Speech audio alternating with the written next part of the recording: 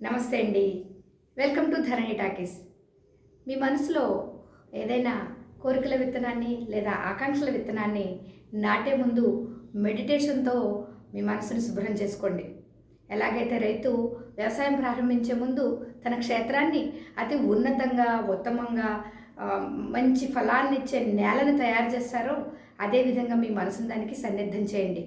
అలాగే విత్తన శుద్ధి చేసి ఆ విత్తనం ఏదైతే భూమిలో వేస్తున్నామో అది చక్కటి ఫలాలను ఇవ్వాలన్న భావంతో ఎలా వేస్తారో అదేవిధంగా మీ మనసులో ఒక చక్కటి నేను అనుకుంటున్న ఈ కోరిక లేదా నేను అనుకుంటున్న ఈ భావన చక్కగా వృద్ధినివ్వాలి, అది తీరాలి అన్న ఆనందకర లేకపోతే సంతోషకరమైన ఆశాజనకమైన భావంతో ఆ క్షేత్రంలో మీ మానసిక క్షేత్రంలో కోరికన విత్తనాన్ని నాటండి.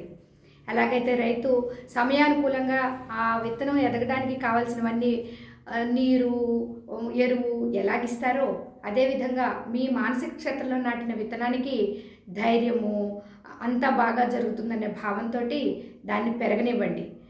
అది ఒక్కసారి పెరగటం ప్రారంభించిన తర్వాత రోజు అది ఎలా పెరిగింది, కింద వేళ్ళున్నాయా లేవా అని ఇలా పీకి చూడడు కదా రైతు కదా. దానికి 2 ఏళ్ళో 3 ఏళ్ళో లేకపోతే పంటకాలం ఆఖరికి ఆకుకూర అనుకోండి 10 రోజులు దాన్ని అలా వదిలేస్తారు కదా. అదేవిధంగా అది పెరిగి ఏ చీడపీడా లేకుండా చక్కగా పెరిగి పెద్దదవుతుందని నమ్మకంతో తన రైతు వ్యవసాయ క్షేత్రంలో నాటిన విత్తనాలన్నీ మొలకల్ని ఎలాగైతే ఓర్పుగా ఎదురు చూసి పెంచుతూ ఉంటారో అలాగే మీ మానసిక క్షేత్రంలో నాటిన ఆకాంక్షణ విత్తనాన్ని లేదా కోరికైన విత్తనాన్ని ఎదగనివ్వండి, చెట్టులా అవనివ్వండి. మధ్యలో నిరాశ చెందొద్దు. అది వెంటనే ఫలాలను ఇవ్వట్లేదు, నేను అనుకున్న వెంటనే జరగట్లేదు, నేను అనుకున్నదేమీ జరగట్లేదు అన్న భావన వద్దు.